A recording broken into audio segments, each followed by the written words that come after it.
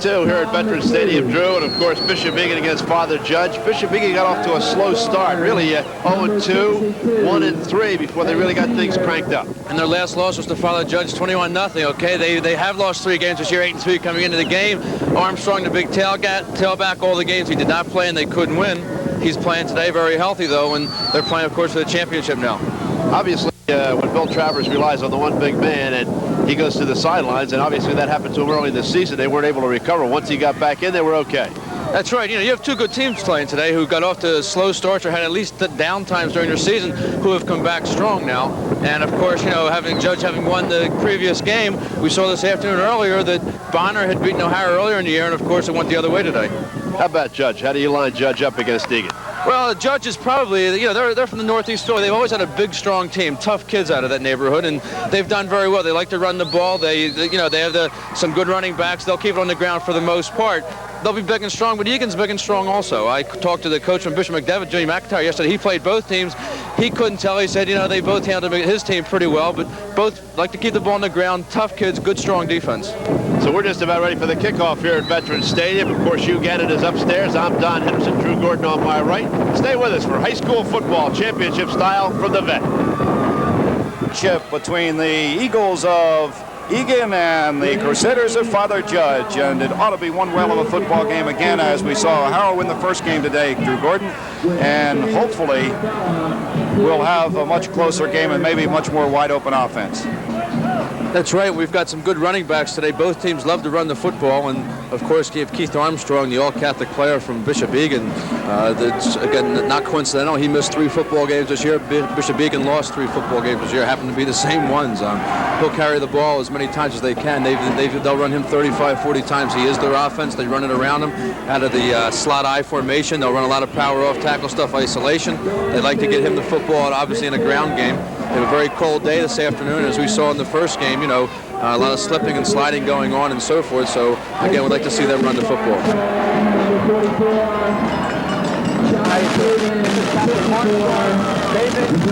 And we're ready for the toss of the coin between the official and the 3 captains from Egan.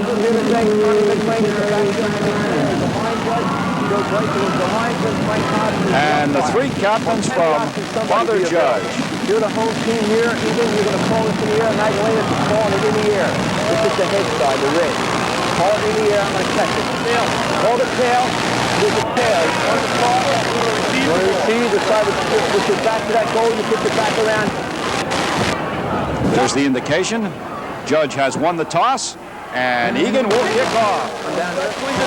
So the Crusaders, barring a bobbled football, will have possession of the football. 12 minutes quarters here in high school football play. This is for the Northern Division Championship. And again, Egan, probably Drew Gordon, looking at press clippings early on, were rated in the top 10, got off to a woeful start, 1-3, and now are 8-3 winners of 7 in a row. That's right, and their last loss, of course, was to Father Judge, 21-0. They beat Cardinal Dougherty 13-7 to get to this point in the playoff system, and they had lost to Dougherty during the season, so they turned that around to get into this championship, the Northern Division, and now, of course, they hope to be able to turn it around after having lost to Judge early back in September, I guess early October.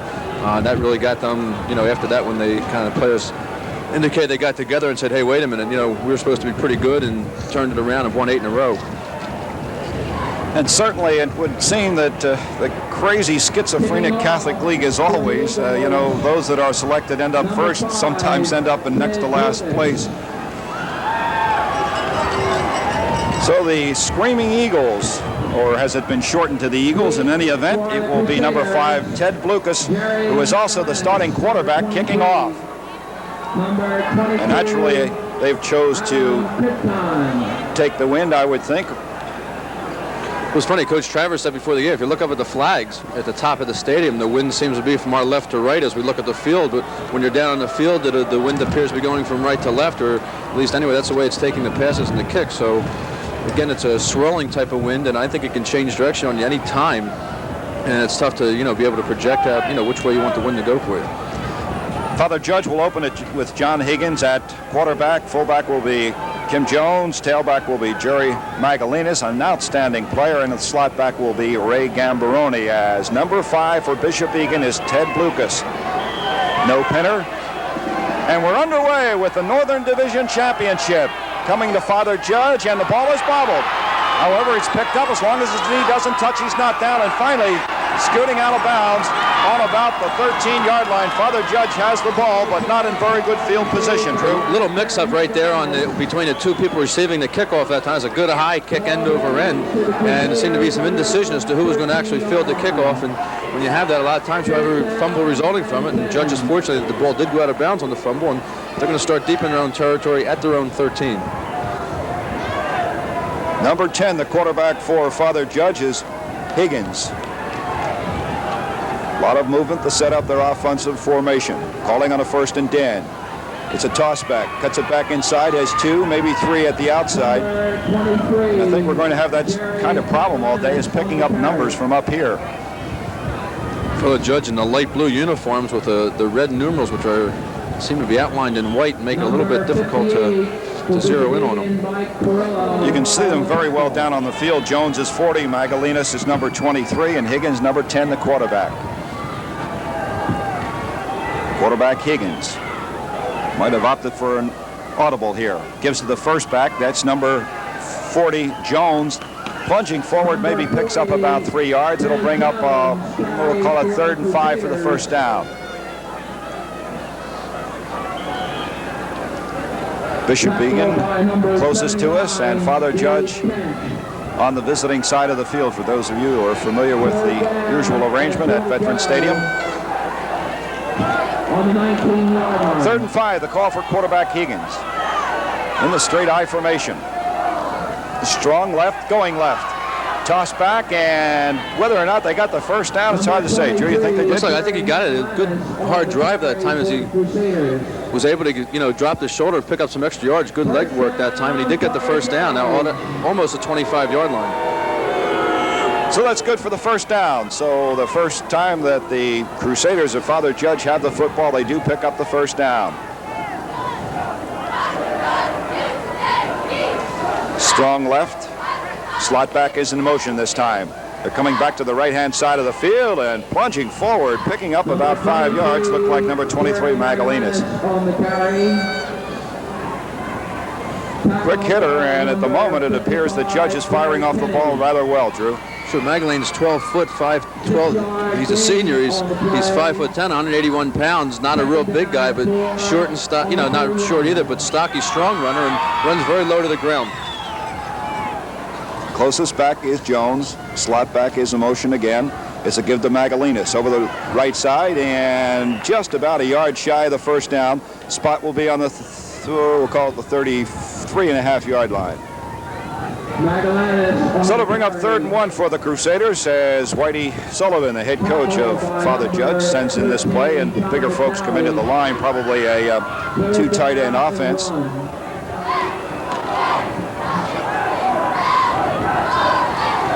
Magallanes, the deep back in the I formation, has the football on the toss and is thrown for a loss. Look like number 9 and 53 for Bishop Egan. Greg Hillman, one of the hitters for sure, and also 53 is John McGurran. So that 3rd and 1 loses a couple of yards. Here it comes again, Drew. You watch McGurran just make great penetration right there on the blitz that time, and good tackle. It was Jerry Kenny, I think, number 55, that was on the blitz and made the tackle in the backfield that time. So the Crusaders to punt to Bishop Egan. Nothing in the first period. Good deep punt. Egan's player, number 22, called for a fair catch, and that was Rick Burns. Didn't see the hand up long, but the official did, and so did the defenders coming downfield. Bishop Egan takes over on their own 33-yard So Bishop Egan will put the ball in play, and the spot will be about the 33-yard line. 35 yards. Quarterback is Ted Blucas. 2 setbacks will be Keith Armstrong, all-league player. He's number 44, the man to watch for Bishop Egan. Strong right in the set position. It's given to Armstrong, has 3, maybe 4, possibly 5. Going over the right-hand side on a quick toss from quarterback Lucas. Number 44. You're going to get just straight isolation play on the off-tackle play, and they like to kick out the end, run the isolation, or kick out that linebacker, whatever, get the double team down on the tackle and try to get it upfield. Bob Zupek comes into the football game, so they'll have two quarterbacks in the backfield. Whether or not he runs, or they have a potential option play coming to the left-hand side of the field. They had enough injuries this year, too. It was indicated before the game that with Armstrong out and other people, they did a lot of switching of people. They moved Lucas and brought the other quarterback in, so they ended up with a lot of depth as a result of it. Inside handoff, Armstrong tries to cut back against the grain and does not pick up any yardage. It'll bring up a 3rd and 4. Good defensive work by the folks down lineman, Mike O'Connor, number 80, and John Hart, number 86. Play comes off the bench from Coach Bill Travers of Egan. This will be a 3rd and 4 for the Eagles of Egan. Almost directly middle of the field. Quick toss coming to Armstrong.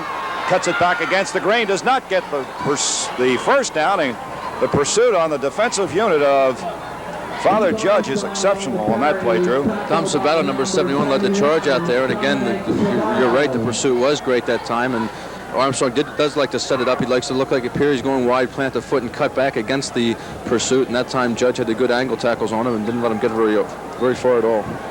So dropping back to punt is Ted Blucas, the quarterback, standing now on about his own 27-yard line. Snap. Has enough time. Into that strong wind. Hits on the 36. And finally starts to take an Egan bounce. And will be down on the 32-yard line. So the Crusaders have Father Judge with 6:54 to go in the first period. This game is scoreless. We'll be right back. Father Judge takes over on their own 32 yards. Oh, look at here. This place is jumping. It's really jumping. The Sixers got us all real hot. I say it's really jumping. Halftime show comes by, the fans just might forget their manners. They'll clap their hands, some percent, and then they're grooving and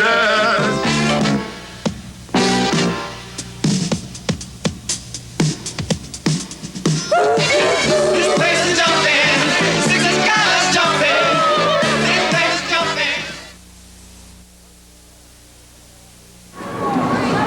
1st and 10 for quarterback Higgins of Father Judge. It's a give to Magallanes, and he goes absolutely nowhere. Pretty tough running against that forward wall. Salmon, Kent, Pizzo, and Mayer of Bishop Egan, Drew. They have very active linebackers, too. A good, strong defense. Obviously, you don't get to the championship game of your division without a good, strong defense, as we saw in the first game. But these guys are very active, very fast, big, strong guys. So we'll call it 2nd and 9 for quarterback Higgins. Fake, drops back, has enough time. A receiver is on the run, but it's partially deflected by number 41 from Bishop Egan, and that was Tony Ciotti getting a hand on that attempted pass. Pass intended for 85. William Riley. Receiver was there, just slightly underthrown, but we'll call it a good defensive play. Ciotti did a fine job that time. His timing on the play was right, because he was beat by about a step, but he timed his leap properly and deflected the ball away. It's a give to Magallanes, trying to take it outside and going nowhere. Looked like number 71. And it was for Bishop Egan, and that was Joe Radich. 4th down and 9 for Father Judge on their own 33-yard line. So Father Judge, 3 yards, only able to 3 downs rather, only able to pick up 1 yard, and will have to snap it from their own 33-yard line. Egan has a lot of people to help return this punt. Not much of a rush. End over end punt, taken on the dead run by Bishop Egan's number 22, and that is Rick Burns, and brings it back to about the 48-yard line. So the Eagles in pretty decent field position. 5.5 minutes to go, and we'll have the ball. Carries the ball to Bishop Egan, 49-yard line, 1st down.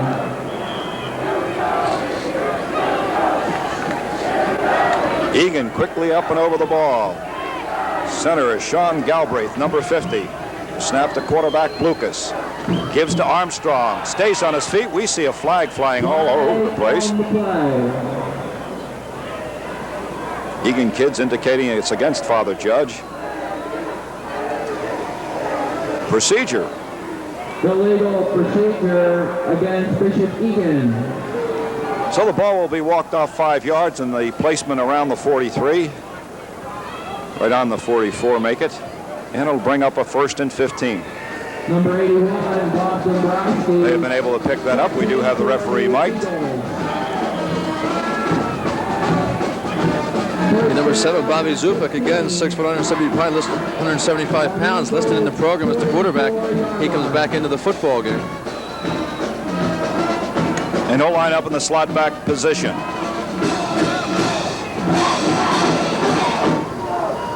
Quick toss coming to Armstrong. Blue shirt showing very quickly and fortunate enough to cut it back inside his Armstrong, but excellent outside pursuit by the defensive unit of Father Judge, Drew. They almost seemed to have the radar on that play. They know exactly where it was going, got there very quickly, and Armstrong did a nice job.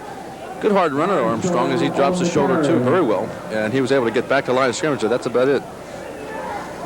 Number 20 comes back into the slot back position. That's Joe Latronica, replacing backup quarterback number 7 for Bishop Egan Zupek.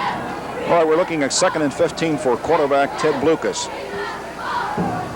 Gives inside, quick hitter by number 30, and it's Chris Powell, and probably very close to the original line of scrimmage, bringing up a 3rd and 10. Looked like the monster man on that play, Matt Donnelly, making the hit number 55 for Father Judge. Good strong tackle, a quick opener that seemed to develop and was going to get some big yardage out of it. They never really got started at all on it, and Donnelly came up from his monster back position and 3rd down and 10. made a good strong tackle out there, allowing only 4 or 5 yards on the play. 3rd and 10, not a heck of a lot of offense by either football team. Egan's quarterback, Lucas, rolling back, throws it over the middle, and it is almost intercepted. Was it completed? If it was a superb grab. Like number 22, Rick Burns. Ooh.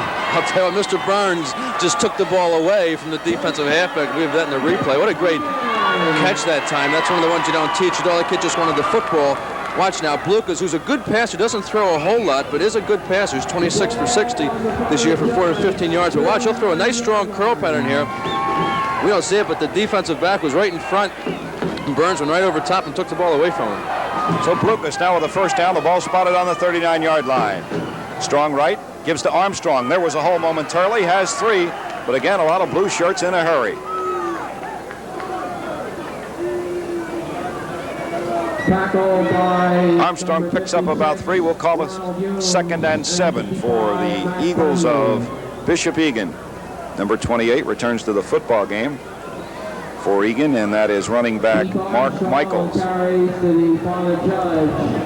With the play from Bill Travers, directly below us.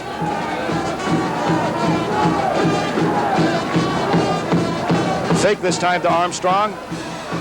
Going deep, just a little too long. Quarterback Lucas intending for number 23 for Bishop Egan, and that was Rick Siebert. For a team that relies, just about all on the run, Armstrong, 244 carries this year for the season, over 1,000 yards, 1,080, 7 TDs, his longest gain 87. Lucas, on the other hand, has only thrown the ball 60 times. But he seems to set up well. He's had good pressure that time, though. Good strong pass, and I think because of the pressure, he had to unload it and wasn't as accurate as he would have wanted to be. Latronica comes into quarterback Lucas with the play. They don't get it off pretty soon. It might be a bit of a delay and would cost them 5. They're looking at a 3rd and 8. Wide side of the field to the left in the straight I formation. Lucas dropping back. Has enough times to double pump. Starts to run. Puts it down. Cannot get the 1st down, and it'll bring up a punting situation about 3 yards short. Tackle by number 33. And Egan is looking to the bench. Travers not decided yet at the moment what he should do. He is not going to punt. In with the play is Mark Michaels. Here's the replay again. Lucas in danger. Tries to get down to the outside. He thinks he had some running room out there, but Judge was able to close off the lane to the outside and make the tackle. Well, we'll call it 4th and 4, Drew. Lucas wants to put it up. Going for the whole ball of wax. And is it intercepted? Yes, it is. Going over the Father Judge. That was not a good football play. If they would have knocked the ball down, they would have picked up 35 yards on the play. But again, the defender's thinking, hey, let me grab the football. Probably forgot what down it was, Drew. Sure did, and it'll look great in the highlight film because it was a tremendous catch that time. But right now, it put Judge pretty deep in the hole. They only, again, you said they lost a net about 35 yards on the play. Lucas drops back and just lets it go. To him, it's as good as a punt at that point. He's going for it, and the Judge kind of accommodated him that time. Yeah, and the interception by Patrick Waniger. Okay, it's 1st and 10 for Father Judge on its own 8-yard line. Give to Jones. He probably has 2. Tackle by number 58, Mike Perillo. So on the first down call, they pick up 2.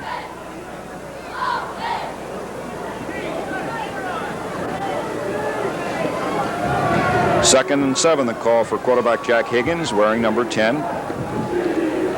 Wide side of the field to the left, and the slot is in that position. So give to Magallanes. Has 2, maybe 3. Ball given to number Lunges forward. Jerry Magallanes. And the spot will be somewhere around the 14.5-yard line. They have to go to about the 17.5 for the first down. It'll bring up a 3rd and 3. Coming down, and we are exactly 1 minute left to go here in period number 1. No score between Father Judge and Bishop Egan. Higgins to toss to Magallanes, cuts back inside, a good block, has the first down and out to the 23. Finally nailed by number 22 from Bishop Egan, and that's Rick Burns, defensive halfback. They did great blocking in the corner that time, Judge. Got some good down blocking to get the corner there, and then kicked out the outside people that Egan sent up to. Was able to come back inside and pick up good yardage. Under 40 seconds for quarterback Higgins.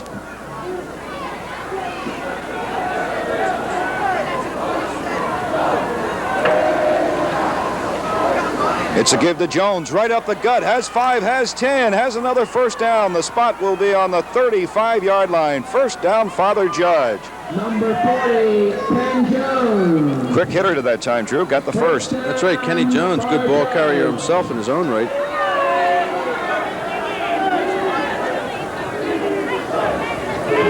And this should be the last play of period number 1. Jones almost directly behind quarterback Higgins in the I formation to Magallanes. Jones gets the good block. Magallanes cuts it back, stays on his feet, and gets it past the 40 to about the 41.5-yard line. And that's the end of the first period from Veterans Stadium for the Northern Division Catholic League Championship. Egan 0, Judge 0. We'll be back in just a couple of seconds. Quarter to start it off with a score of 0-0. Not a whole lot of offense so far. Judge a little bit on the move right now. They started from deep in their own territory when they intercepted a pass, a long pass, a deep pass on 4th down. They should have knocked it down, would have had much better field position, but they've kept it on the ground so far and gotten out to the 42-yard line. Good running by both Magallanes and Jones so far as they're running off tackle on the sweep and picking up good yardage off tackle. 2nd and 3, the call here for quarterback Higgins. Gives to Magallanes his bread and butter back and did not get back to the line of scrimmage. I saw a quick flag, Drew, and normally would indicate some kind of illegal procedure.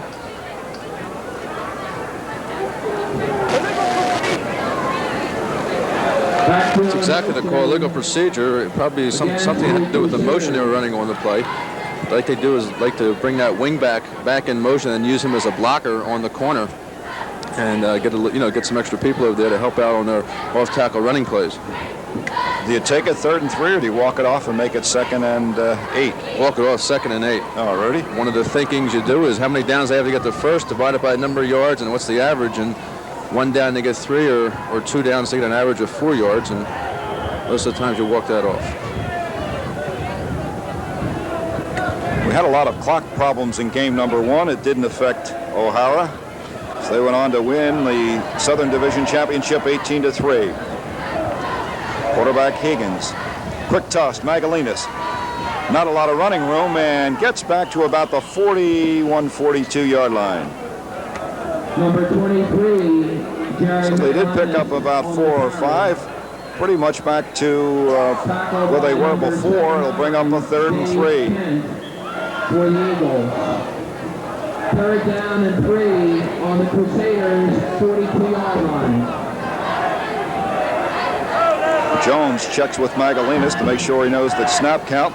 Goes to Magallanes through the middle for the first down. Out to the 48-yard line. Going over the right side of the line, Vince Motto and Pat Gallo to pick up that first down. 54 and 68 in the offensive line for Judge.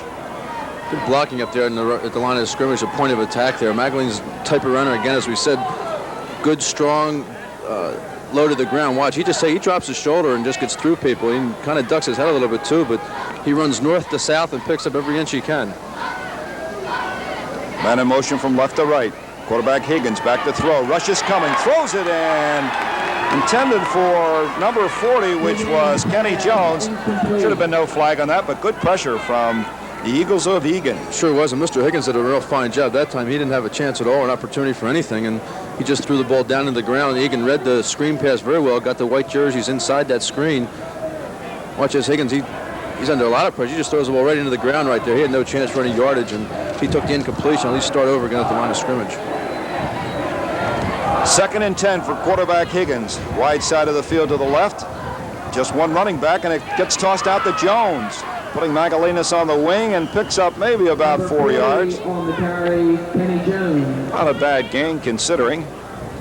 And the ball is now into Egan territory. Spot will be on the 48-yard line. They have to go to just a little over the 42 to pick up the first down. It looks like about a 6-yard go to get the first down on this third down call. They had the Twins formation that time, and only one defensive back from Egan came out to cover 2 people. See if Judge comes back to that later on. Straight I formation. Jones the up back. Higgins dropping back. Looks to Magallanes on his right. Double clutches over the middle. Complete for the first down to number 88 for Father Judge. And that's Michael Gwynn. Mike Gwynn. Again, a real fine play by quarterback Higgins as he got back there. Had a lot of time initially to throw the ball. It didn't look like there was too much pressure at all. He had to get out a little bit. He couldn't find somebody open, and when he did, his big tight end did a nice job, Gwynn, of finding an open spot in the secondary, and he glided over to it. Higgins found him for a nice first down.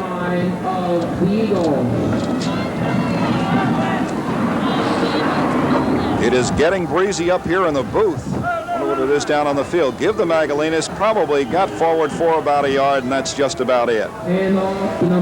Brings up a 2nd and 9, ball being spotted on the 37-yard line of Bishop Egan. Tackled by number 71, Joe Radich.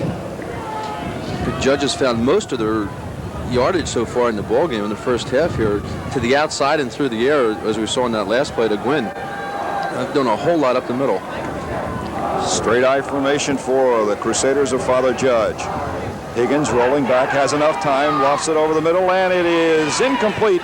Intending that for number 84 of Father Judge, and that was receiver Patrick Lennon. Now you got 3rd and 8. For number 84, Patrick Lennon, incomplete. Right now, I would think you'd want to see some type of little bit of play action pass, where again, maybe they'll go to Gwynn, the big tight end in the middle, on a straight drop back.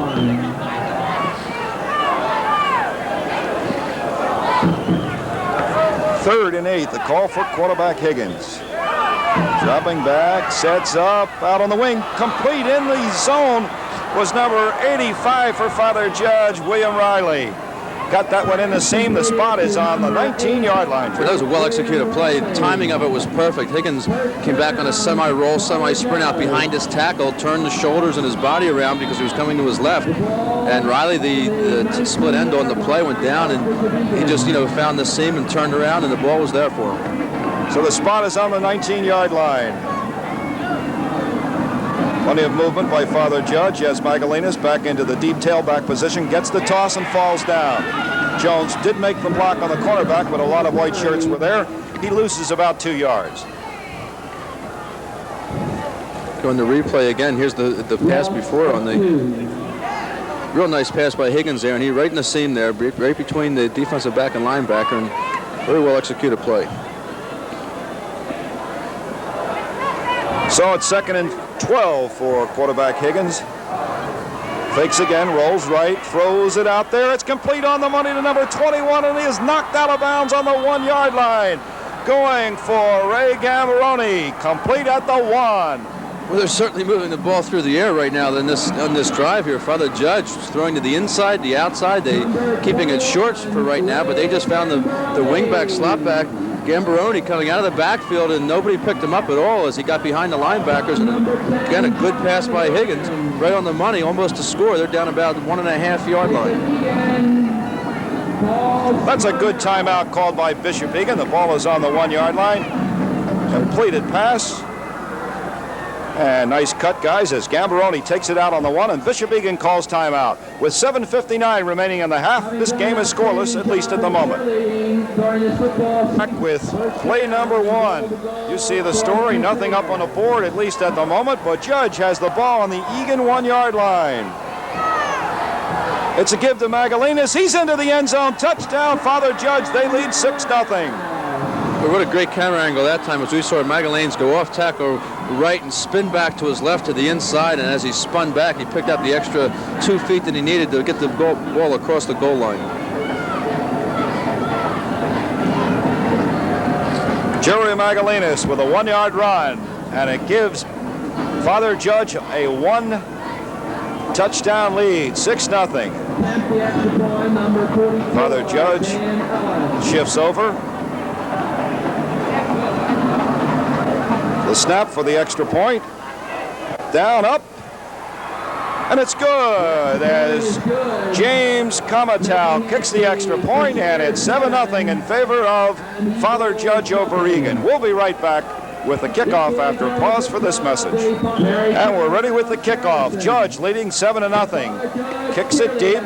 Ball is going out of bounds. There'll be a 5 yard penalty assessed as Bishop Egan's Rick Burns watched the ball jump out of bounds on the 10. Drew, quickly, why the formation and what that makes the center? Well, on the extra point, you'll see, I've seen it a couple of times, and what they do is they'll line everybody up to the right side or left side of the center. And what they're really hoping for is the defense really doesn't adjust, but there's a lot of things you can do off it. One of the things that happens when you line up like that is you'll see the ball snap back directly and then maybe a quick pass out to where all the linemen are. But it also makes the center eligible because he's the last man on the line of scrimmage, and there's no rule that says you can't be the center and still be eligible. And you'll see the pass go over to the right side, and the center will sneak out. Everybody will think because he's a center he can't go out, and it's a trick play and something that you use it a couple times during a game, and your coaching staff upstairs is looking for something that maybe develop for a time for it to be used. 5 yards walked off, and the kick will come from the 35. Line drive hit and picked up by number 85 from Bishop Egan. Big guy is still on his feet, tucks it out the midfield, and that was like Salmon, number 86, the captain, John Salmon. John Salmon, nice job that time. He did a great job. The defensive end, 6'2", 188 pounds, and he broke a couple of tackles there and picked up an extra 10, 15 yards. What amazes me, the kids don't touch down with their knee first because the play is then dead in high school football, even though he has not been touched. So Egan down 7-0 will put the ball in play exactly at midfield. Wide side of the field to the left, quick inside handoff, and that's number 30 plunging forward for Egan. Chris Powell picked up maybe about 4 yards, Drew. Again, Egan, they just love to run the football. Keith Armstrong, the big guy, they'll also run it with Chris Powell, and Lucas does a real nice job at the quarterback position. He's also their punter and kicks off and so forth for them. And good passer. One of the things they've wondered sometimes with Egan this year is that they do have a good passer, Lucas, and yet they primarily 90% of the time will go to the running game, though. Powell, the up back, and it goes to Armstrong. Going very, very wide. A lot of dark shirts there quickly, and they knock Armstrong out of bounds after only a 1 yard pickup. The Judge had the blitz on that time, and they got to the quarterback, Lucas, right as he was pitching the ball. He was able to get it to Armstrong, but again, great pursuit and good speed by Judge's defense that time, as Armstrong's a fast kid, and he had the burners on that time, and he just couldn't get around the corner. As we are apt to say about 17 times during a football game, as we see this one again. Watch the quarterback, Lucas. He'll get nailed right away. Whew. Okay, and Armstrong, though, he's got the burners on now. He just can't get around the corner. 42. Real nice job by Judge cutting off the angle. And a super defensive play by Hart, number 86, for Father Judge. Third down call, 3rd and 7. Quarterback Lucas under pressure, going nowhere. His sack for about a 5 yard loss. He didn't have a chance at all. He tried to set up, and just as he tried to set up and started to look downfield, Judge people all over him, penetrating that offensive line very well. Including Mike O'Connor, defensive end number 80. Number 5, Ted Lucas. Good, super kick. Hits on the 15, and unfortunately for Egan, begins to take an Egan bounce and comes back to about the 19-yard line.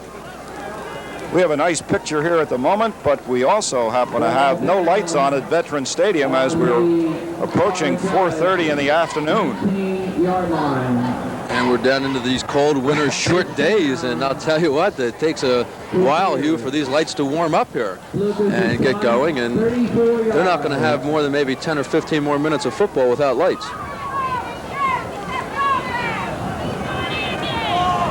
Quarterback Higgins looking over the defensive alignment, gives inside to Jones, and he squirts forward for maybe about a 2-yard pickup to the 21-yard line. 71, Joe Radich. Egan defensively is doing a superb job. Second down and 8. Linebacker Jerry Kenny calling defensive signals, number 55 for Egan. Of Father Judge. Joe Radich, number 71, doing a nice job as well. Inside handoff to Jones. Has 5, has 8, may have, and does have more than enough for the first down to the 32. Little counterplay that time, Drew, and it caught Egan napping. That's right. Kenny Jones, he does a nice job of running that time. The 5'11", 190-pound senior burst through that line of scrimmage that time, breaks the tackles. You're not going to arm tackle the guy. Made a couple of nice moves and picked up the first down. Here's on the 5.5 minutes and counting here in the second period. Quick toss to Magallanes. Ball was up in the air, retains possession, and a fine tackle by number 22 in that secondary, and that's Rick Burns, picking up about 2 yards. 23, Jerry Magallanes. Second down and 7. And we notice the lights coming on here at Veterans Stadium. Almost one at a time, a few on, but takes a little while for these things to heat up. Higgins fakes the handoff. The Magallanes out here. It's partially deflected. I think getting a mid on it was number 23 for Bishop Egan, and that was Rick Siebert, who also plays in the offensive alignment as well as a split end. Siebert did a real nice job that time. He had the back pursuit that time. That is, he was up tight, and the receiver was behind him on a short sideline pass. He had to back up and keep his balance and get the hand up and deflect the ball away. So for quarterback Higgins, looking at a 3rd and 8, he has to get his team to about the 42.5-yard line. Let's see if he puts the ball up again. Slot back is in motion. Wide side of the field is to the left. Higgins back, pressure coming way back, dumps it off. And a fine open field tackle by number 79, and that's Dave Kent. And that's a loss on the screen. We give the credit to the defensive line people of Egan that time, though, as they really got to Higgins early. He had a retreat going backwards. Again, did a nice job of getting rid of it, not taking a sack, but they still ended up losing 4 yards even on the completion. Tackle made by number 75, Bob Lamoureux. Pat Waninger to do the punting. Father Judge, the punt to Bishop Egan. They're down by 7 points. Not a heck of a lot of pressure, but a pretty decent punt. Takes one big hop. Armstrong fields it and is nailed at the 26-yard line. No run back whatsoever. Fine punt with 3:59 remaining here in the first half. So that's about a 40-yard punt, Hugh, and that was a low kick, and I think he purposely did it because he's not sure which way the wind's going to go. Keep the ball low and drive it down the field, and on the AstroTurf, probably 9 out of 10 times you're going to get a good positive bounce going your way, and that time they did, and about a 40-yarder as a result of it. Quarterback Ted Lucas, his team down by a score. Gives to Armstrong, met at the line of scrimmage and might even lost a half a yard on that, Drew. Boy, the defensive front wall playing tough football for Father Judge. Number 55, Matt Donnelly, again, one of the captains out there, did a good job that time of filling the hole and drop a good form tackle that time, driving the shoulder near the monster back, and no gain at all. Number 20, John Laconica. So Lucas looking at a 2nd and 10. Over the middle, partially deflected and tipped away. A lineman, I think, got a glove on that, Drew. Sure did. That time they also had about 4 people in the secondary right around the receiver that time trying to hit the quick slant in. They may have been anticipating a blitz by the linebacker, thinking they could take advantage of it with a quick slant in pattern where the linebacker vacates, but the ball was deflected and Judge had it well covered anyway. Lucas at the moment just 1 for 4 and only 12 yards. Number 28 in with the play for Bishop Egan, Mark Michaels.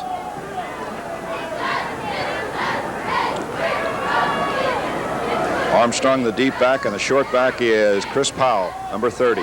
Quick toss to Armstrong. Gets the block from Powell, cuts it inside, still on his feet, little juke step, and may have the first down.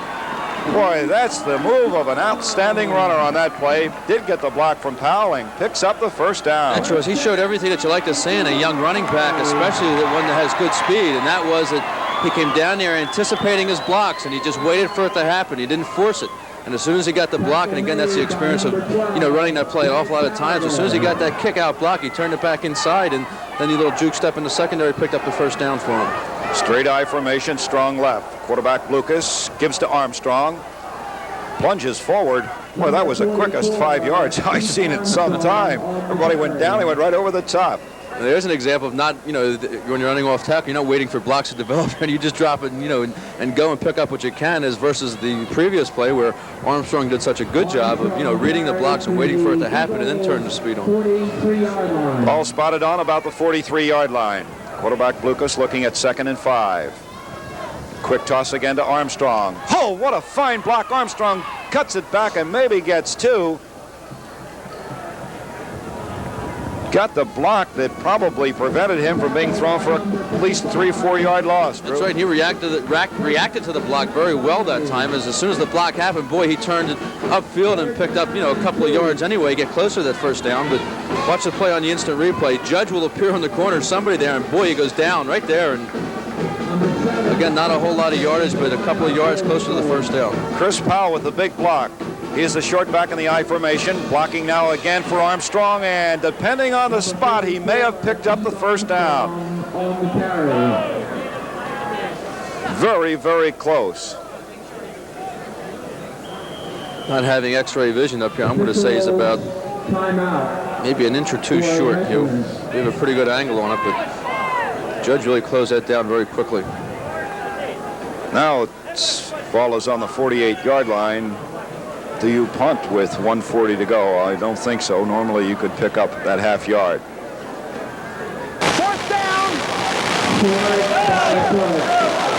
May have been able to pick up the indication, about a half yard short.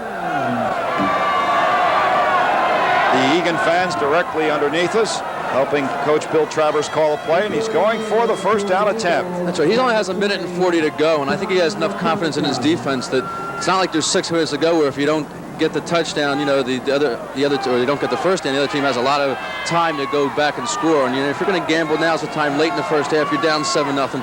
You only need 6 inches. Go get it. Little flip-flop by the ends on this play.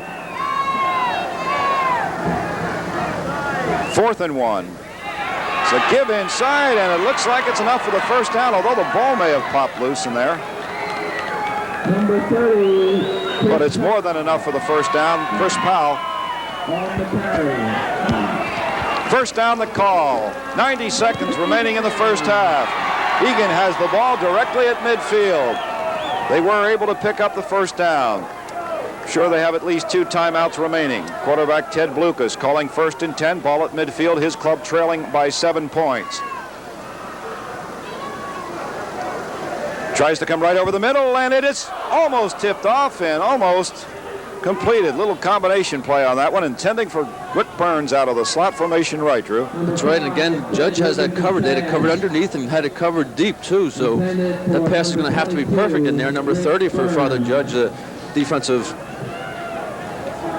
halfback, Tommy Agnew. He took a chance that time, coming over the top, a little bit trying for the interception, and was able to knock the ball down.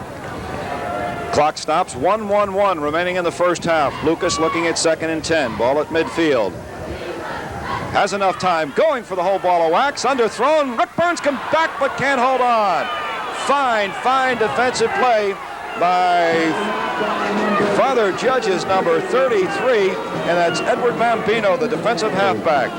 He did do a fine job that time. The ball really took off on number 5, Teddy Blucas. He just had nothing on it. He got caught in the wind and just fluttered like that wounded duck they talk about so many times. And the ball just hung right up there. And although Egan did a fine job of trying to come back and get it, no way they could. Here's the instant replay now. Blucas will drop back.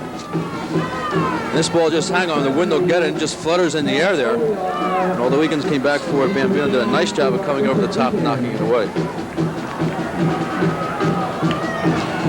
Egan looking at a 3rd and 10. Ball at midfield. Blucas back to throw. Pressure coming over the middle. It's complete. And it is not enough for the first down to slot back John Latronica. And the ball will be spotted at about the 30. Well, let's make that the 41. Timeout quickly called by Egan as we are down to 52 seconds, but they're a yard short at least, Drew. Okay, good play by Blucas. Again, the quarterback finding the receiver open with the heavy pressure on him, and did a nice job of getting enough field. Blucas drops back. He's got feel the pressure right there, but he gets the back out of the backfield at the ball and couldn't really fall forward, though, which would have gotten the first down. Good tackle by Judge in the secondary. Had to turn his body somewhat on an angle. Had he been able to lunge forward, they would have been able to pick up the first down. So with 52 seconds remaining in the first half, Judge 7, Egan 0. We'll be right back. Officials spot the ball on the 41-yard line. They have to go to just about the 40 to pick up the first down, Drew.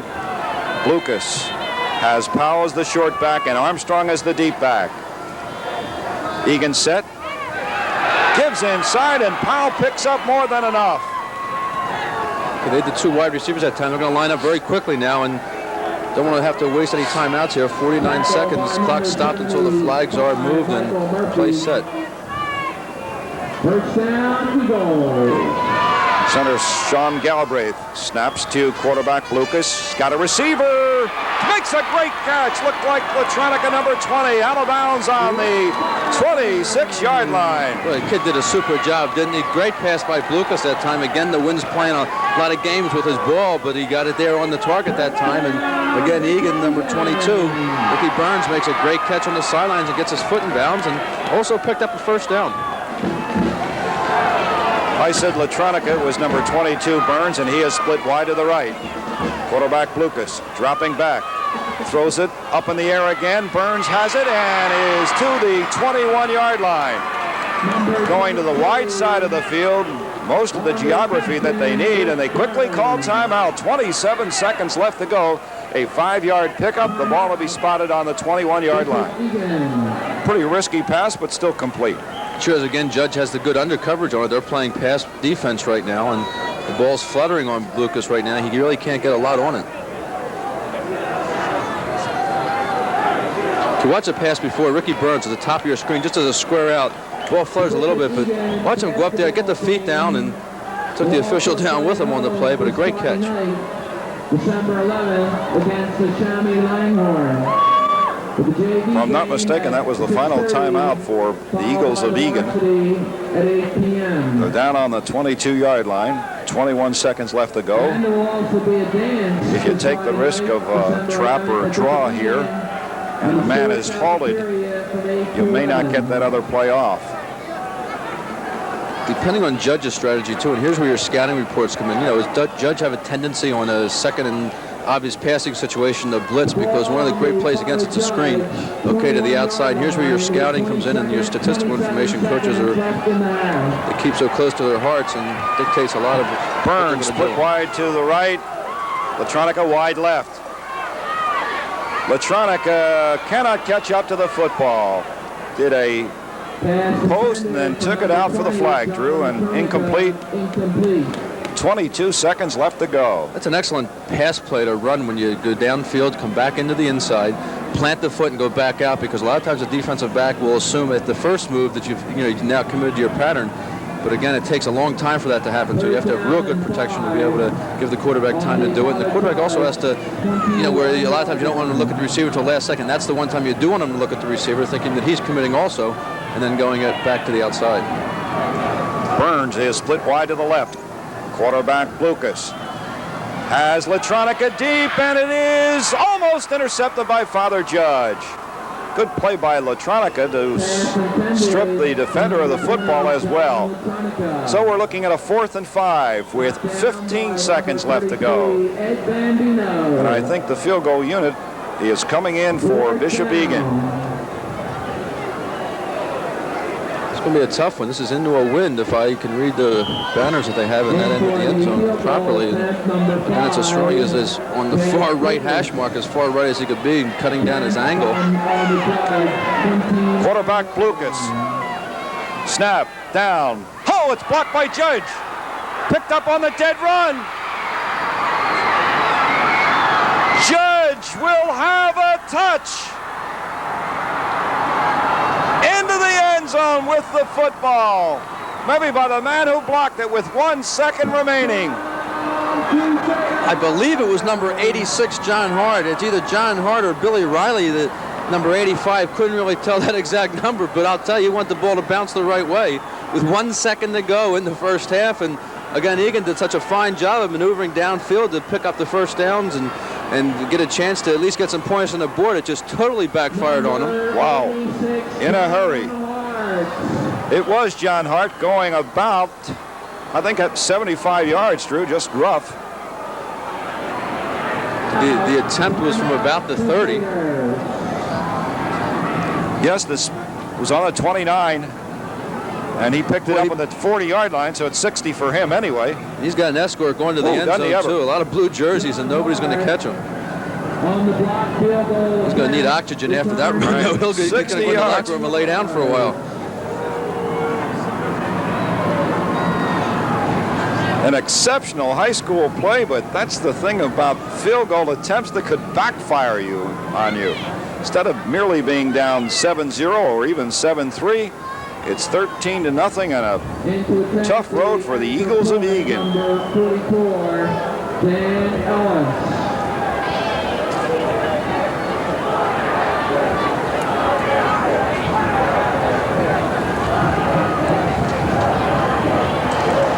Comatau to try his second extra point. High snap, down, up, got leg into it, and it's good.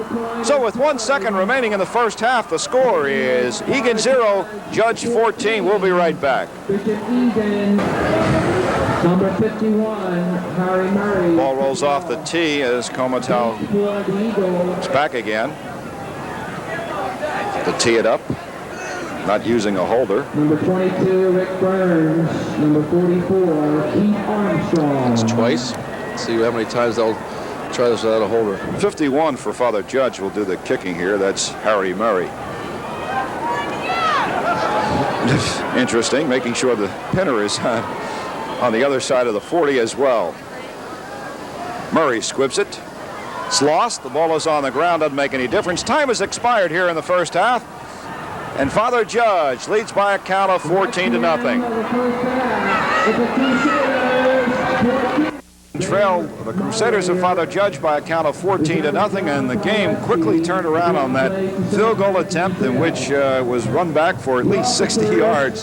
Sure did. Judge scored all their points in the second quarter at 7:36. They had a nice run by Magallanes, a 1-yard run, but he drove all the way down the field on Higgins passing, the quarterback, and then Egan seemed to get some of the momentum back, though, at the end of the half. Drove down the field, some well-executed pass plays, decent running plays, and seemed to set up for the field goal, but Judge never gave him a chance. Came in, blocked it right away. John Hart picks it up, 70 yards, and all of a sudden it's 14-0, momentum, psychological things, all kinds of things in Judge's favor right now. Plus the fact that it was so late, just 1 second left in the first half, it's got the Egan kids, I'm sure, thinking about, gee, we're almost 7-3, maybe even 7-7, now we're 14-0 down. That's right, you have a turn, obviously, there of 14 points, when a play like that, you never know if they were, what kind of points you would have gotten, but to give away 7 like that the last play of the first half, that's disheartening, and they're going to have to overcome that at halftime. All right, for Drew Gordon, this is Hugh Gannon. Don Henderson will be joining for the second half, and as we are at intermission, it is 14-0 in favor of Father Judge. We'll be right back. If they don't get something going quickly in the third quarter, they're going to have to go back to Blucas and depend on his passing arm.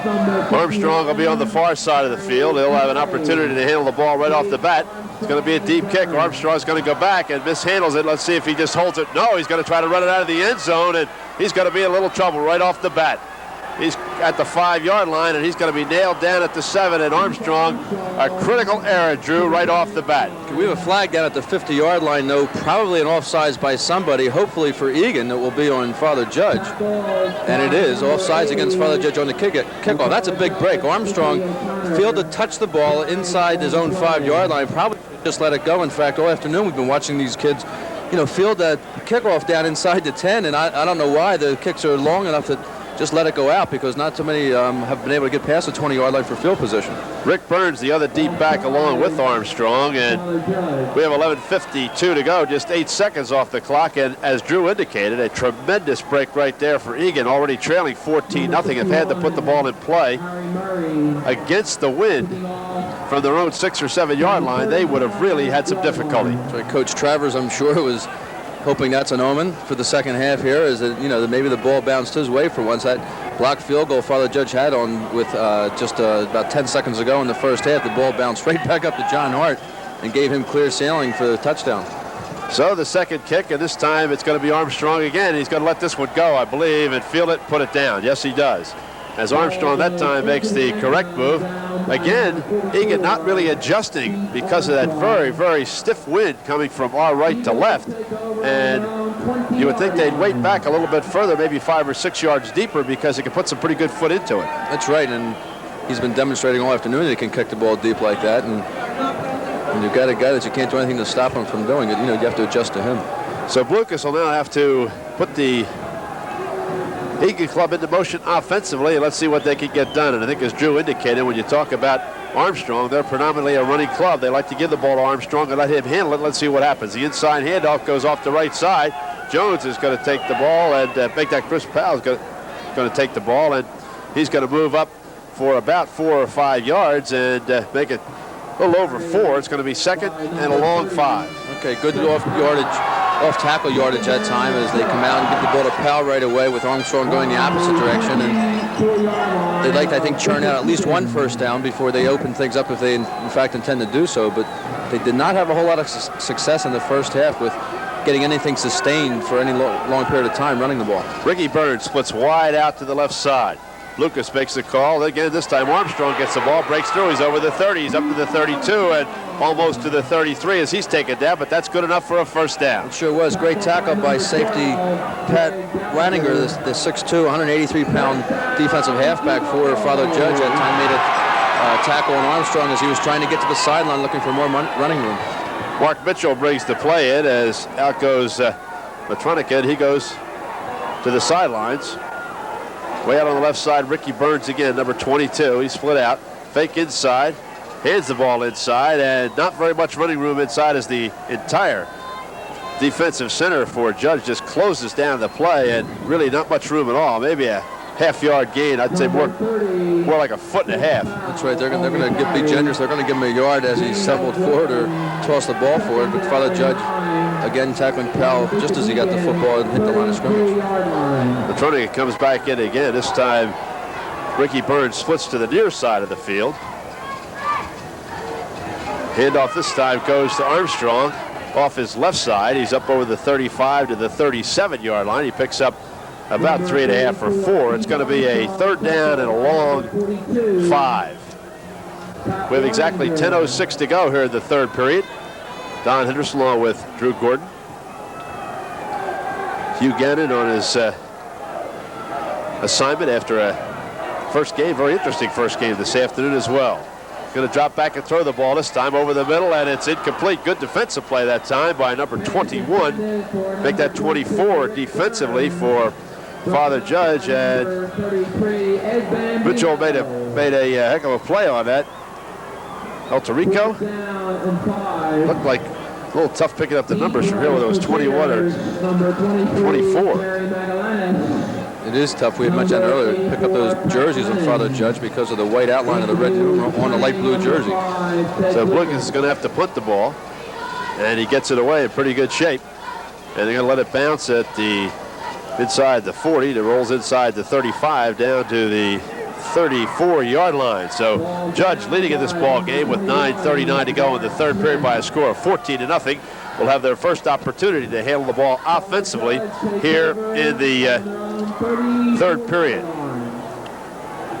John Higgins, the quarterback, as we had Magallanes, who handled the ball so many times in that first half, and he's the deep back here.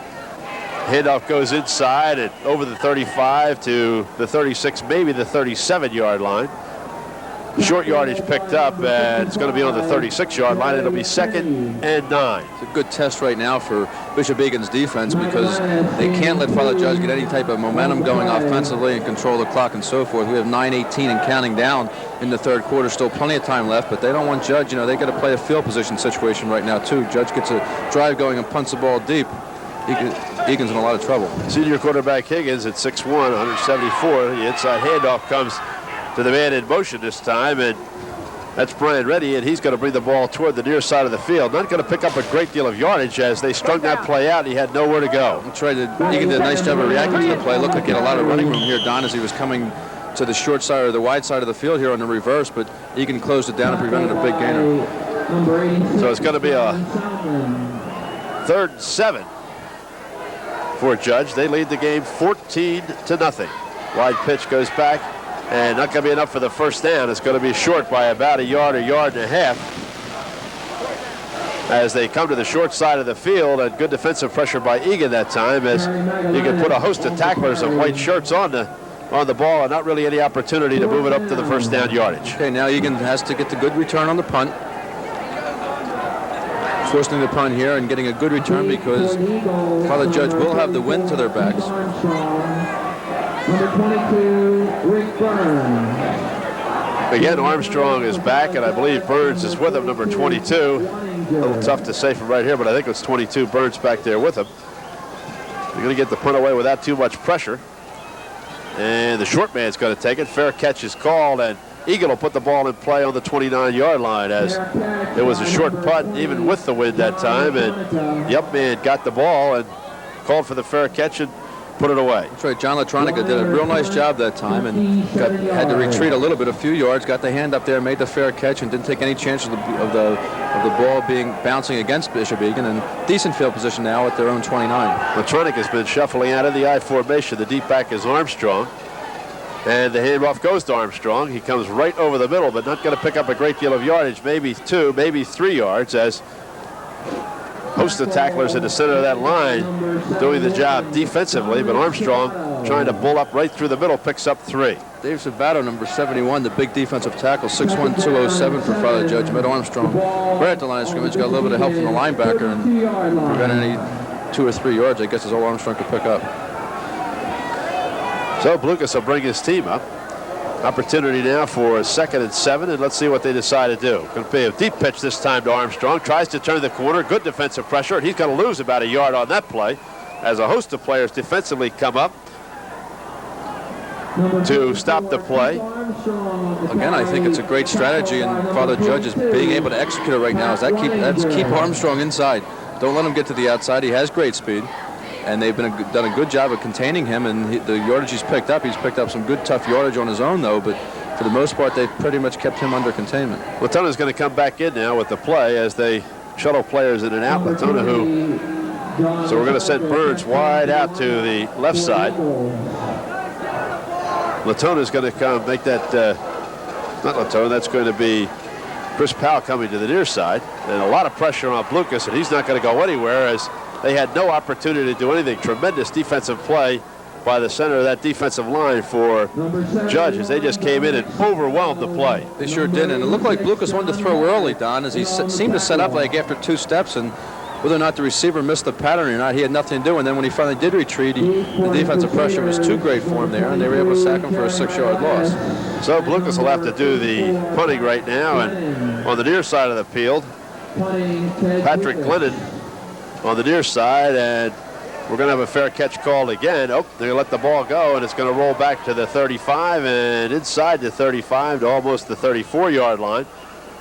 As for some reason, they looked like they had an opportunity to play and did not do it. So with 5 minutes, 42 seconds to go in this, the third period, the score, Judge 14, Egan nothing. We'll be right back. They're all set to go, and Drew right now Judge has an opportunity to put a little daylight between themselves and Egan. They try to run off the left side and not going to really pick up very much yardage that time. And right now, I'd have to say the early going here in the third period, it's been pretty much a defensive standoff. It sure has, and Father Judge right now is knocked off almost, well, 6.5 and working on 7 minutes of knocking, the clock down against Bishop Egan. And again, they don't want to have to go into that fourth quarter 14 down because then it's going to be desperation time.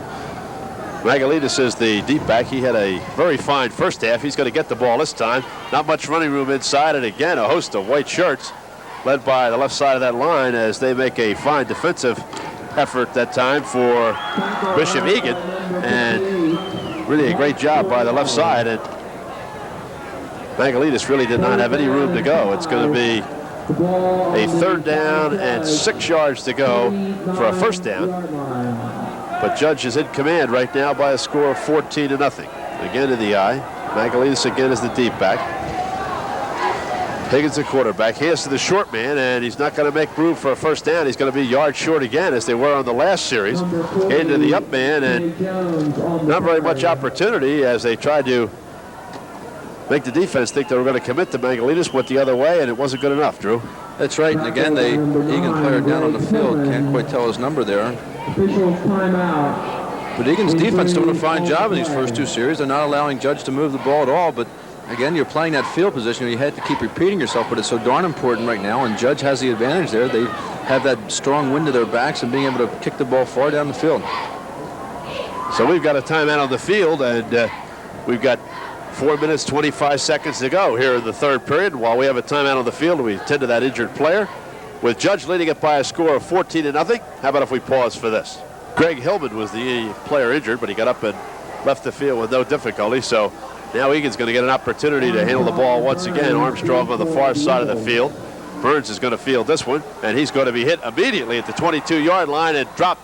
Very, very good special team coverage by Judge. Sure was, and again, the good punt by Father Judge, driving it down the field, and the excellent coverage by their people. They're getting the people downfield very quickly. That was not a particularly high punt by Father Judge that time, but again, they're able to get the ball down the field and do a fine job of covering it and keeping Egan pinned deep in their own territory.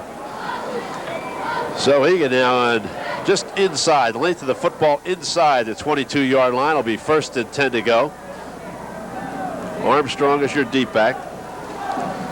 Latona is the up back, and it's going to go to the Armstrong. He's going to get up close to the 25, not quite to the 25-yard line, so he'll pick up about 3.5 yards, 3 yards maybe on the play. Well, let's give him 2.5 now as they spot the ball. It's going to be 2nd and 8 for Egan. As again, Egan shuffling those players in and out of the lineup as Latona comes out of the lineup right now, and the play's being called from the bench. Again, Egan deep in their own territory. Can't do a whole lot, and they have not been successful getting outside with Armstrong, and they might want to try some type of a counter play and spring him. They're also going against the wind, and they try to give the ball to Armstrong, and he is just buried by a host of Judge players as they made great penetration. They were 1.5 yards through the offensive line before Armstrong had a chance to even get any momentum going at all, Drew. That's right, number 55, Matt Donnelly, again, the 6', 200-pound senior captain and so forth of the football team. He just does a super job out there, blitzing again on that play and getting into the secondary, making the play, or getting into the offensive backfield, making the play. So as John Latrona brings the ball in, Burns comes to the near side of the field, just below us. Drops back, got some man out there, and wide open, going to be the first down, and falls down on, slips on the AstroTurf. Latona, as he slipped in, we must say right here, Drew, that first of all, it's cold. Secondly, it's a little bit on the dampish side, and that AstroTurf is hard to hold your footing at a time of night like this. It sure is, and especially when you're not used to it. You go down there and you feel that your feet are strong underneath you. Here's the instant replay now. Blucas will drop back. He'll hit the back coming out. Donnelly, the monster back, just pursues the play. He really can't catch up there, and the back falls down on the sideline, slips, but he did get a first down. Mark Michaels checked into the lineup, and Latrona went out. This time, Rick Burns is split again to the near side. I formation. Short man takes the ball. Big hole. Up over the 40, the 43. Nice move that time Mark Powell, big yardage off tackle, sprung it. You know, I guess again, I think the judge is probably king on Armstrong very strictly right now, and they pop Powell off tackle there, and he showed a nice running ability. Spun when he got finally tackled and spun around and spun enough for the first down. So he comes back into the lineup, and now Powell's going to come out after that run, and they sprung him quickly off right tackle. He made a super move that time. Swung out to the left side is Rick Burns. He's split wide out. Armstrong will get the ball, and he will go nowhere. No gain on the play. It's going to be second down, 10 yards to go for Egan. They trail 14-0. Let's take a look at it. Here's Powell off tackle. He just springs it there. Good spin there at the end, though, to pick up the first down. And they're going to need more of that type of thing right now. I would imagine that number 55 has tackled Armstrong, I think, on every play so far in the second half. And I think he might be just keying him and chasing him all over the football field. Right now, Egan would like to get a drive together with 1:27 to go in the third period. They'd like to take the ball down and score.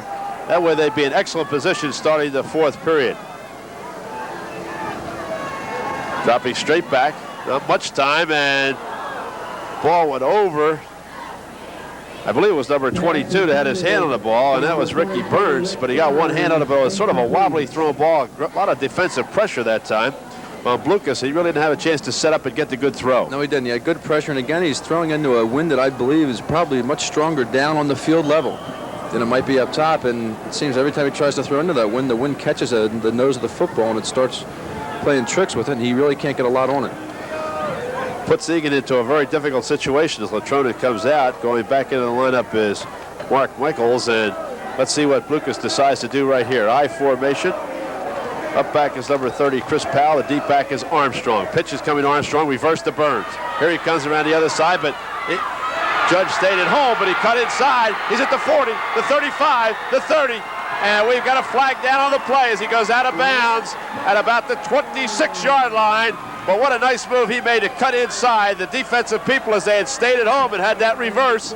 And let's see exactly what they call from an official standpoint here. Looks like it's going to go against Bishop Egan as against Father Judge. I'm sorry, as Bishop Egan's people seem to be celebrating. I'll tell you that, I hope we see that again, because Ricky Burns, just a sensational move on the reverse, because he had no daylight, no place to go. Watch Burns at the bottom of your screen, number 22. Hook him back on the reverse, take the handoff from Armstrong, and the ground level there, he just makes a cut back there and then just runs away from people. He had no blocks. It was kind of a naked reverse where he really didn't have any blockers out there to help him, and made a great move to cut back inside and then back to the outside and picked up big yardage. The other thing, Drew, Blucas almost blew the play himself. He almost got in Burns' way trying to come around as he came back. Handoff goes to Armstrong, and he's not going to pick up much, maybe a half yard here. He'll take it down inside the 26 to, well, let's call it right on the 26 as the officials move it back. Dominic Sabato again, number 71, making a great tackle that time as he was fighting off the block, and right at the line of scrimmage was able to trip Armstrong up. So we've got a second down, and let's call it 10 again, because he really didn't pick up much of anything, just the length of the football. And we're down to the final 14 seconds of this, the third period, with Judge leading it by a score of 14-0. But Egan right now on the drive, and this is their most effective drive of the ball game thus far. Handoff fakes to Armstrong, got a man outside, and the pass is completed. It's down to the 15-yard line and out of bounds, and a fumble on the play as the ball was taken in and down to the 15-yard line. I think it was Mark Michaels that caught the ball, number 28. Maybe we'll get a better look at it on the replay, but I believe it was Mark Michaels that caught the ball, number 28, and went out of bounds. What a great play here as Blucas comes back, and he's going to throw back against the grain here. And what a fine pass and run play is 28, you're right. Great catch that time, got up the sidelines. So that's the end of the third period here at Veterans Stadium. Great high school football with a score. Judge 14, Egan on the drive, nothing. We'll be back in just a moment. We've got a great shot right now to get back in this ball game. That's right, they've been going through the air the last couple plays here and picking up good yardage. Nice pass and run by Blucas to Michaels last time. Blucas makes the call. Powell gets the inside handoff, flag on the play as the ball goes down inside the 10-yard line. But line judge on the far side threw the flag immediately, and let's see which way the call will go. And they're going to say it's against Judge, I believe, as Armstrong jumped up. Oh, it wasn't Armstrong, but it is against Judge. And so obviously Egan is extremely happy. Number 64 sort of jumping up and down there. John Caven, our official spotter on the field, I guess, doing it right now. He's kind of telling everybody in the stadium what's going on down there as he hears the officials. But Again, a big break for Egan as they get an easy 5 yards. And that'll move the ball offside, as you heard the official say, and we'll move the ball down to the 9-yard line. Not only do they get the 5 yards, but they also get the additional down. So it's now going to be 1st and 5 from inside the 10. And what you like to do, Drew, is obviously have that ball somewhere way inside the 10-yard line when you get that first down. Lucas is going to make the call. Armstrong is the deep back. Powell is the up back. Handoff goes to Powell. He's trying to make some room. He gets inside the 10 again, maybe down to the 8. But he is really stacked up on the far side over there by a host of players, starting with number 42 for Father Judge, who made an outstanding defensive play. Patrick Wagner, as he put the first hit on. Mr. Powell, 5'9", 180 pounds, will use it all that time to survive, I think, as he was hit very hard at the line of scrimmage and was able to struggle forward maybe for a half a yard or at least get back to the line of scrimmage. Mark Michaels out, Latrona back into the lineup. Lucas makes the call. Deep pitch goes to Armstrong. Got some room inside. Now cuts back out again. Tries to swing and will not pick up much yardage. It's going to be a 3rd down and 5 as he gets back to just about the line of scrimmage at the 8-yard line, as Armstrong tried to fade inside twice, and they really, I say they, I'm talking about Judge, really strung the play out. They've done a great job of that all afternoon of making sure Armstrong doesn't get those alleys to turn up on, and again down the goal line it's even tougher, and the great speed defense of Judge is doing a good job of containing him. And now they've got that all difficult 3rd and 5 situation. You're in 4-down territory for sure, but they want to come away with 7 points. They have 10-20 to go and counting. And right now they have 2 downs to get a first. If they don't get the touchdown, they can get a first at about the 3. Couple of changes. Mike Murphy came in on the line of scrimmage. He'll play left tackle. Here comes the pitch back again to Armstrong. Tries to cut inside, and he's going to be right back to the 8-yard line again. Again, no gain on the play, so they had a 1st and 5 on the penalty. The 5-yard penalty, they have run 3 plays, 1 to Powell inside, 2 to Armstrong outside, and lo and behold, it's 4th down and about 4.5. That's right, and again, just a great containment by Judge. They're just sitting there apparently waiting for the play. Watch now, as Armstrong will take the pitch on the sweep, and Judge, they're just right away going to the outside. They're almost telling him, go ahead off tackle, pal, but you're not going to go outside on us, and he's not getting any yardage at all. Latrona made a big catch a few minutes ago to keep this drive alive, and of course Mark Mitchell made the very big catch to get it down near the end zone. Let's see what they do now. Armstrong's going to throw the ball. He's got a man in the end zone, and he overthrows a man in the end zone, and that was Siebert. Siebert, number 23, was in the end zone.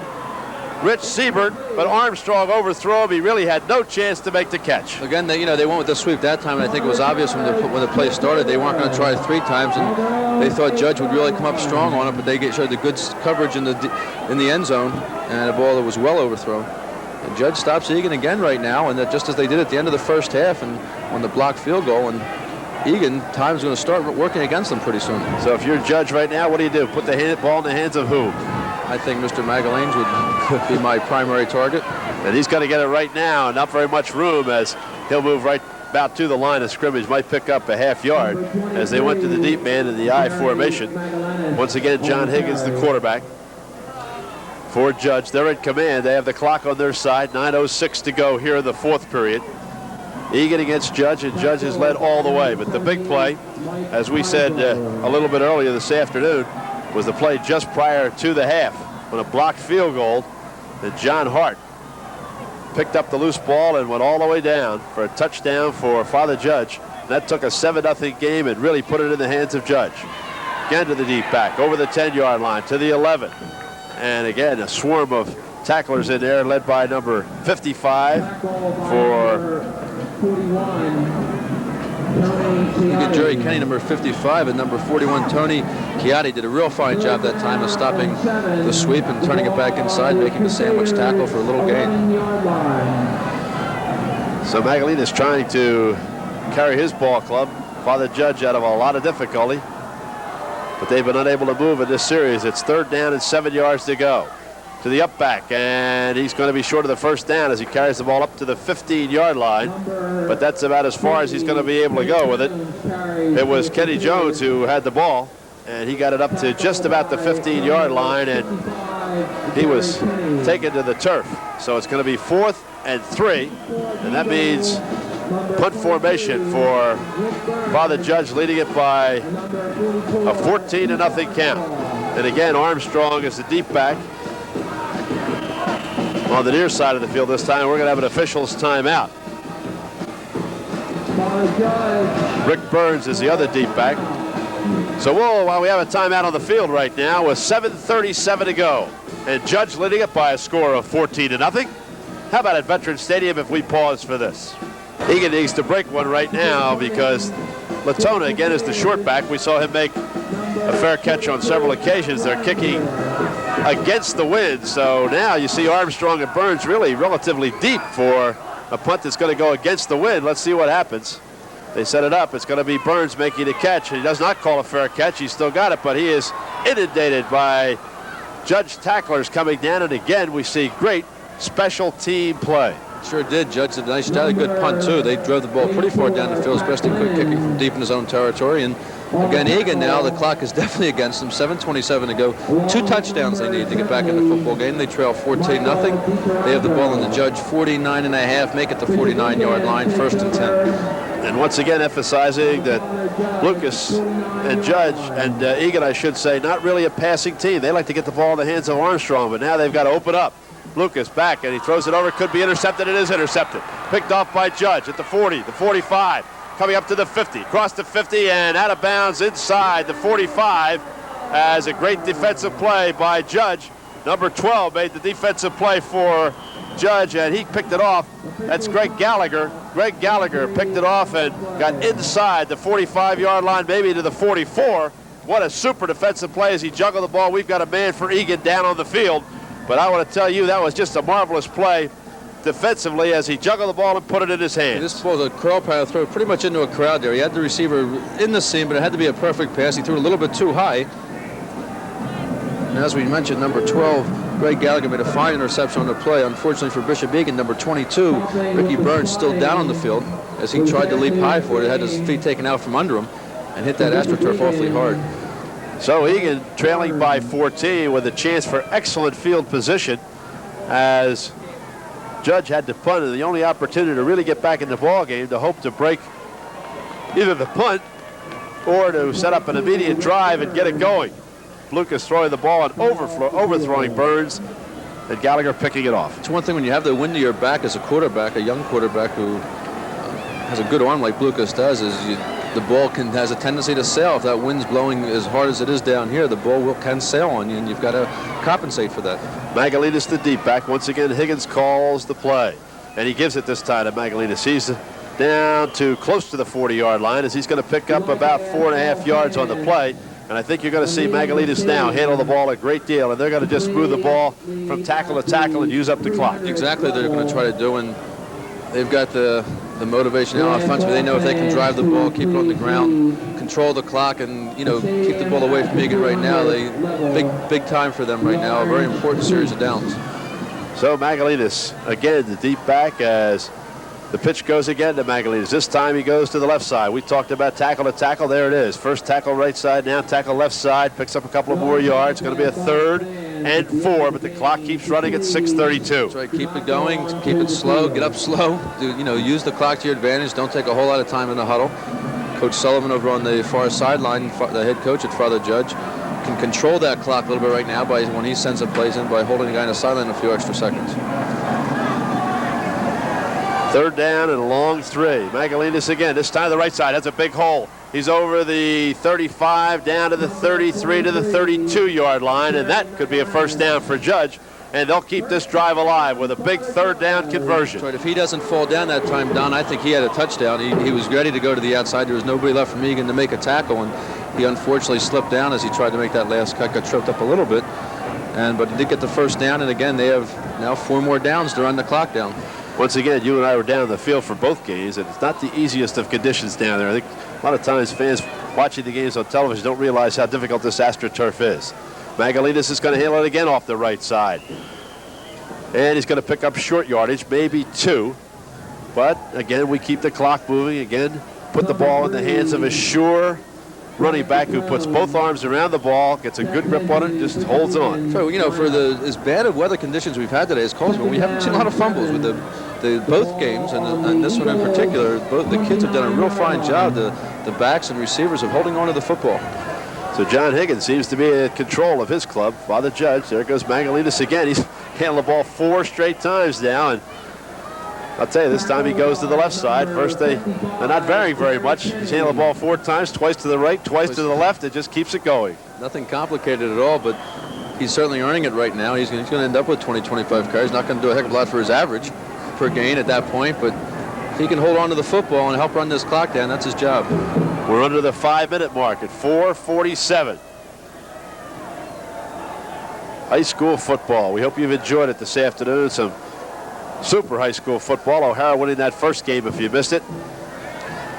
Going to be a pass to and it's intercepted. Super play by Egan as they come up with the ball. And number 13, that's Tom McNally, made the defensive play as Tom reached really sort of a center field catch going toward the sidelines, Drew, and he pulled the ball in. He sure did, and beyond me why Father Judge threw a pass in that situation. They had 3rd and 8. They wanted to keep the clock, but again, they thought it was a safe pass to throw, I'm sure. You'll see the quarterback Higgins go back, and he just doesn't get enough on it. The receiver had the defender beat by a step or 2, and he tried to throw the line drive instead of putting the ball up and letting him run under it. And Egan gets a big break, and if it's something they desperately needed if they have any chance of winning this football game. So they've got their hands on the ball. Let's see what happens now. Lucas, who turned it over the last time on Gallagher's interception, and he's sacked. He is sacked on a great defensive play by number 37. 37 for Judge making the play defensively, and that's not the right number. I apologize. It is not 37. Very hard to pick up Judge's numbers from here, and maybe we get a chance to see a replay. We'll pick up the number as to who came in blitzing and made the great defensive play. If I had to guess, I'd say it was number 55, Matty Donnelly, but again, can't be sure the numbers. It's just very difficult from where we're standing here to pick out their numbers. Great defensive play. Again, Armstrong is the deep back, but Lucas has to throw the football right now. Thought we might have had a little illegal motion there early, but we didn't. Lucas gets it off, and it's caught and out of bounds on the far side, and that's Ricky Burns, who's played a fine football game this afternoon, and Ricky took the ball, went out of bounds, still well short of the first down. It's going to be 3rd down, and let's call it 12 yards to go. Okay, what's he going to do right now? They've got to get the ball upfield. They have to go north and south. They can't go east and west. They've got to probably throw the ball deep in their own territory. If they don't get it done, they're going to have to gamble and go for it. They're obviously not going to punt the ball away down 2 touchdowns, 14-0 with 3:46 to go. Latrona coming back in with the play, and Lucas making everybody aware of what it's going to be. Burns is going to come out to the near side, just below us. Armstrong again is the deep back. Going to drop straight back. A lot of pressure. Screen pass inside. And it is completed up to the 25-yard line as a good completion. The ball went to Latrona, I believe, and he got it up to the 25-yard line, but it's going to be 4th and 6. Okay, 4th and 6. They have to go for it. I can't believe they would punt the ball away now with trailing by 2 touchdowns and 3 minutes and 20 seconds to go in the ball game.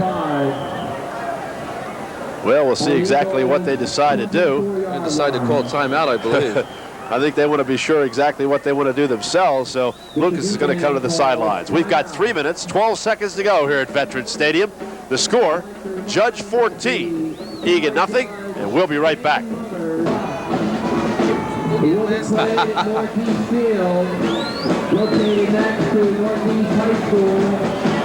All right, we're ready to go. Let's see exactly what they decide to do, and as Drew said, they're going to go for it. Lucas is going to drop straight back. Armstrong coming out to the near side.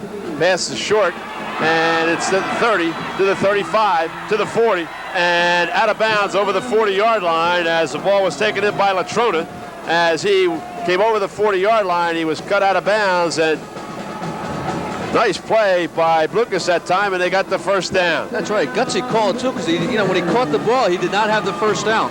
John Latronic, a 5'8", 162, showed a lot of speed this time. Now watch when he catches the ball. He doesn't really have first down distance when he makes the catch, which is the risk part of the play. He delays, he catches the ball across the middle, and he's got to get upfield now. And boy, he caught the ball in the dead run, showed good speed, and got around the corner. And as we pick up live action again, super move that time by Chris Powell as he picks up some yardage over the 50 down to almost the 45-yard line. So Again, Egan's moving the ball maybe a little bit late. That's right. It's like, hurry up, fellas. Come on. You know, they can't be messing around, delaying, calling in plays from the sidelines and running people back and forth. They're going to lose 10 seconds per play doing that, and they're going to have to do 2 or 3 plays in the huddle and get a ready to go offense. 1st and 10 at the Judge 46. Lucas drops straight back again. His arm is hit as the ball goes away, and if they call it a fumble, they're going to say no. They're going to say his arm was moving forward. I believe that is a correct call, and it was going to be an incompleted pass. It'll be 2nd and 10. He was trying to throw the football. He went through the whole gyration of getting it. He was spun around in the backfield, Lucas was, and fortunately for him, the ball went incomplete. 2nd down and 10. Bob Dombrowski, number 81, checks into the lineup right now. Number 22 coming out is Rick Burns. Okay, watch Lucas get back there. He'll drop back only about 4 or 5 yards on the drop, and good pressure that time, and you can see he was throwing the football. Mark Michaels split wide to the top of the screen. Lucas tries to get it off. The ball's up in the air, and it drops down incomplete.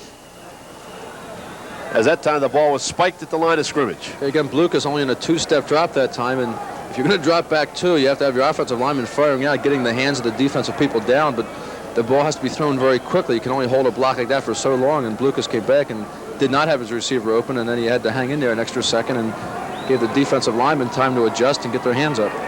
Latona checks back in the lineup with the play. And Drew, I think as you said a moment ago, you pretty much have to have a couple of plays pretty much in mind as to what you're going to do, even though the clock stopped with the incompleted pass with 2 minutes, 11 seconds to go. Lucas drops straight back again. He's got some people out there, some pressure now. Here goes the ball over the middle. It's complete inside the 40 to the 38-yard line. It's going to be short of the 1st down. It's going to be 4th and a long 2. But a nice play by Lucas as he hit his man, number 23, and that's Rick Siebert. And he made the catch. Ricky Seibert does a nice job, too, on that last play as he was able to find the open zone. We'll see that in a second. So, again, we have a 4th down. Big call again for Egan. And the handoff goes to Armstrong. He's got the 1st down. He's over the 35, down to the 33-yard line.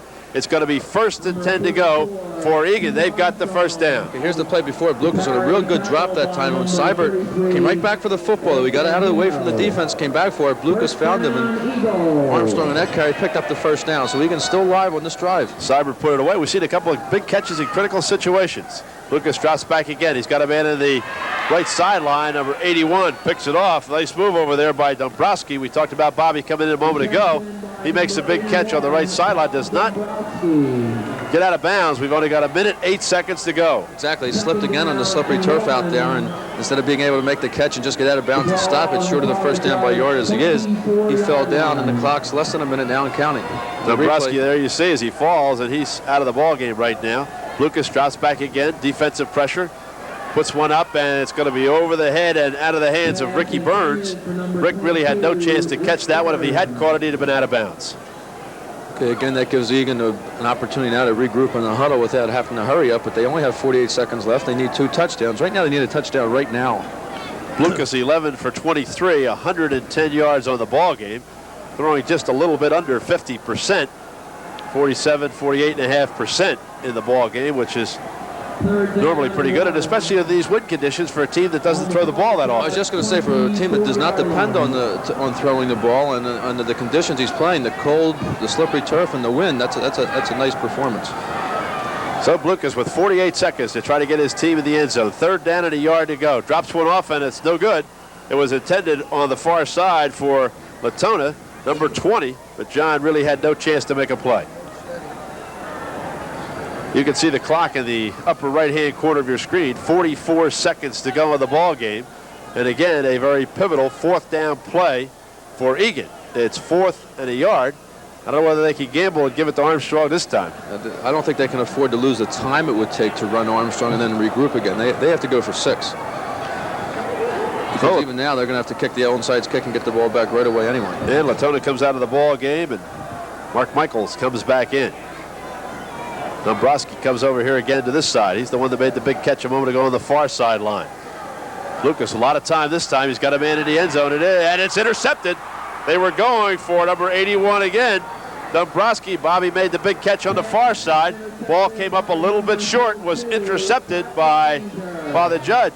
Patrick Waninger.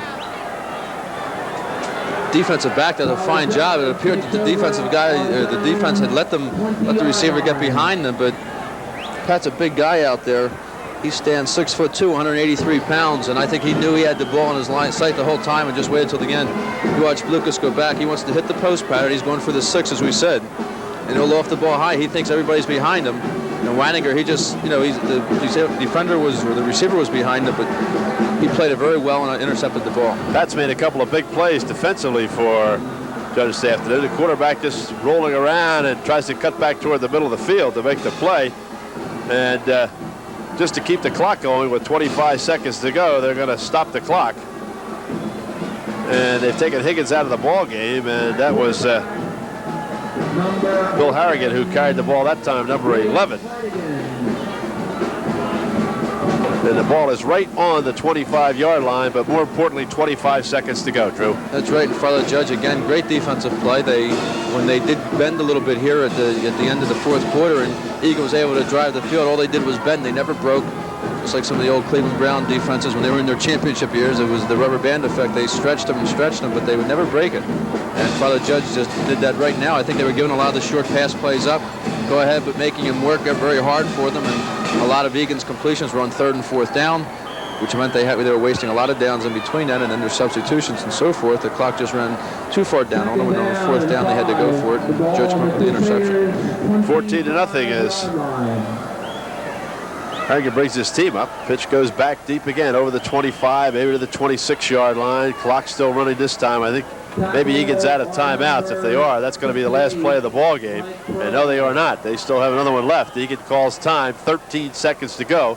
Judge leading it by the score of 14-0. And Drew, we saw all the scoring in the first half. Maybe we could just recapitulate momentarily what happened in that first half, and especially that second touchdown of the first half. That's right. Father Judge at 7:36 of the second period. Magallanes on a 1-yard run was capping a long drive Judge had. Higgins very effective passing in the drive made it 7-0. And then with just 1 second to go in the second quarter, Bishop Egan had driven all the way down the field, lined up for a field goal, apparently to at least get some points on the board. And John Hart came in and blocked the punt, picked it up, or blocked the field goal attempt. Ball bounced right back up to him, picked it up, went 70 yards for a touchdown, tremendous escort of people down there, and kind of broke the backs, I think, of Egan right then and there. And they needed a break or something good, positive to happen early in the second half to get that momentum back and so forth, and it just never came for them. So Egan, after going, as you see, one of the dummies being pulled across the end zone on the far side. Hopefully that's one of the dummies. This may be the final play. 13 seconds to go, and the ball is going to be moved out to the left side again, up close to the 25-yard line, and already Judge is starting to celebrate. 3, 2, 1. Here comes the crowd out on the field. This game is history. Egan walks off, and after going 0-2, one for their first 4, Egan turned the game around, turned the season around, only to come into this championship game and find themselves on the short end for the second time this year to Judge, this time losing it 14-0. That's right. They did Egan did a real fine job of turning it around, winning 8 in a row, and the bubble kind of burst here. That's the second time they had played Judge this year, and most of the other teams that had to play teams twice, as we saw earlier. Bonner had beaten Carroll earlier in the year, Bonner had beaten O'Hara early in the year. O'Hara came back, and today it just wasn't freaking to be. So Judge, the Northeastern Division champion. Drew and I will be back with a recap of this one, Game 2, in just a second. 0-0, and that sets up next Sunday, which means O'Hara. We, of course, had that game on earlier today. O'Hara in convincing style. They won. It sets up a great championship game. Sure does. You're going to see a good defensive battle next week, I think. I was very impressed with Judge's defense here in the second game. They had to contain a key back in Keith Armstrong, an all-Catholic player, and their strategy and execution of the strategy, which is the critical thing, was just tremendous this afternoon. I think in this first game, we saw O'Hara against a good Bonner team who runs that wing T, which is sometimes very difficult to stop. And I think you would mention, too, being down the field, great open field tackling. They always seem to know where the ball was going, and right there. Two keys that I think their successes with both teams this afternoon has been their defense. I think the other thing that we should certainly touch on before we call it a day, and that is the coaching of both the winning clubs. I think certainly in the O'Hara game this afternoon, you and I had talked about it during some commercial breaks. It appeared that the young men, and they made a lot of changes on the specialty teams, the defensive units, and the offensive units. Every young man knew exactly what his position was. That's right. You didn't see a lot of foul-ups today. There wasn't a lot of turnovers. I expected to see, quite honestly, a lot of fumbles. If you wanted to predict something that was going to happen, I would have thought a lot of fumbles this afternoon because of the weather. and because of the field. Didn't see a whole lot of that. We saw teams forced out of game plans and so forth, but for the most part, the guys were able to do. The stars of the teams came out and played like they're supposed to. They carried their teams, and again, great defense and good execution on offense. So again, our congratulations to Bob Ewing, the coach of O'Hara in Game 1, and of course here in the nightcap, it was Judge, and they really controlled the second half. And as you said, the second half went very quickly because they elected to keep the ball on the ground and make Egan catch up. That's right. They had some good running backs too, and of course Higgins did a real nice job at quarterback. When he had to throw the ball effectively, he did. And Magallanes is a good running back, a good strong kid, and of course Donnelly on defense was tremendous all over the football field. And Whitey Sullivan had his kids ready today, and they played that way. So that means Sullivan and a couple of Irishmen is going to be going at it next week right here at Veterans Stadium. Good to work with you again, and of course Hugh Gannon. Good to work with you earlier today, and we just hope we have a great ball game next week. Oh, I think so. And again, I'll be back at the Vet here and for the Catholic League Championship, and that'll be a big game for both teams. And I wouldn't want to have to pick a winner though. So once again, O'Hara won Game 1. Judge wins Game 2. That sets up next Sunday. For Hugh Gannon, who worked the first game and a great part of this second game, Drew Gordon, I'm Don Henderson from Veterans Stadium. We're a super afternoon of football on a rather cold day. We hope you enjoyed it just half as much as we did. We'll talk with you next Sunday.